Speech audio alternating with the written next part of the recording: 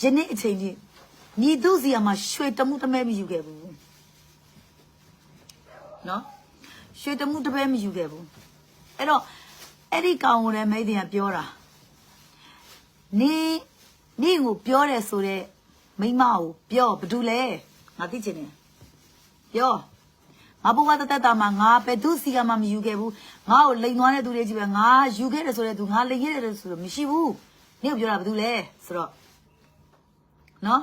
အဲ့တော့အဲ့ဘေးရင်ဆရာမကပြောတယ်ဆိုပြီးတော့မှပြောလာတယ်ပေါ့အဲ့တော့ဘေးရင်ဆရာမကိုဖုန်းခေါ်လိုက်တယ်သူတို့ရှင်းနေမှာငါနေ့စီကယူခဲ့တယ်ဆိုဘယ်နေရာမှာယူခဲ့တာလဲဘယ်အချိန်မှာယူခဲ့တာလဲဟလားဘယ်နေရာမှာ तू ကပြောသေးတယ်ကျမကိုတဲ့ तू ကတရားဆွဲထားတယ်တဲ့တရားရုံးမှာတရားဆွဲထားတယ်တဲ့ပြီးတော့ကြလို့ရှိရင်ကျမကတဲ့သူ့ကိုတဲ့ကျမကသူ့ရွှေတွေပေးရမှာကိုတဲ့ပုံကလေးထိုင်ပြီးတော့တဲ့ CCTV ပုံကလေးထိုင်ပြီးတော့တောင်းပန်နေတာကိုတဲ့ CCTV မှတ်တမ်းတွေရှိတယ်။ Okay အဲ့ဒါဆိုနင်းရဲ့ CCTV မှတ်တမ်းထုတ်ပေး။ငါနင်းကိုလာတောင်းပန်နေဆိုတဲ့ CCTV မှတ်တမ်းထုတ်ပေး။နင်းငါ့တရားဆွဲခဲ့တယ်ဆိုတဲ့နင်းစီကငါရွှေယူထားပြီးတော့နင်းကိုတရားဆွဲငါ့ကိုတရားဆွဲခဲ့တယ်ဆိုတဲ့နင်းရဲ့တရားရုံးကိုငါ့ကိုပြော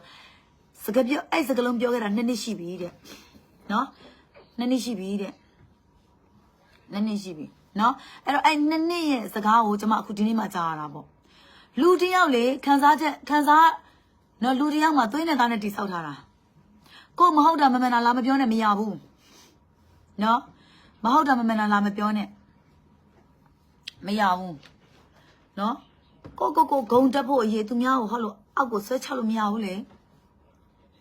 နော်နင်တို့စီကရွှေတမှုရွှေ16တက်ကြမပြောနဲ့ရွှေတမှုတော့ငါတို့မယူခဲ့တာမရှိဘူးနင်တို့စီကရွှေ16ပိတ်တာယူခဲ့ငါနေ့စီကယူခဲ့တာမှန်တယ်ဆိုရင်နေနဲ့ကလည်းပတ်သက်ခဲ့ဘူးတာမှန်နေဆိုရင်ရွှေ16ပိတ်တာမပြောနဲ့နင့်ကိုရွှေချင်းပိတ်တာ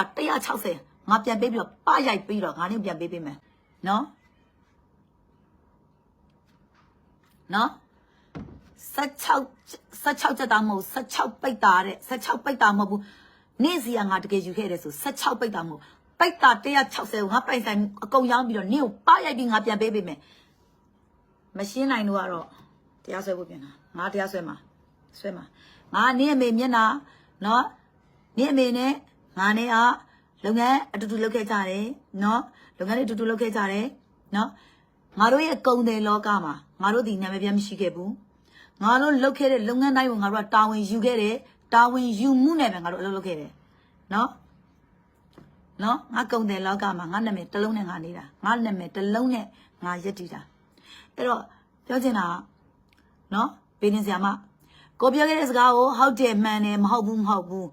မှန်လားမမှန်ဘူးလားဒါပဲပြောနော်နေ့အမေနဲ့ငါနဲ့ကြားထဲမှာငွေရေးကြေးရေးရှိတယ်ငွေရေးကြေးရေးတွေအားလုံးကိုငါရဲ့ပိုင်ဆိုင်မှုမြေတွေကိုငါလက်မှတ်ထိုးပြီးတော့နင်တို့ငါအကုန်ပေးခဲ့ပြီးသားနော်ငွေရေးကြေးရေးရှိတယ်ဆိုတာငါနေ့အမေစီကချီးခဲ့တဲ့ငွေလည်းမဟုတ်ဘူးငါနေ့အမေစီကငှားခဲ့တဲ့ငွေလည်းမဟုတ်ဘူးနော်နေ့အမေတထုကိစ္စနဲ့ပတ်သက်ပြီးတော့ငါနှစ်အမေကိုနော်ရောစရာရှိတဲ့ပတ်စံကို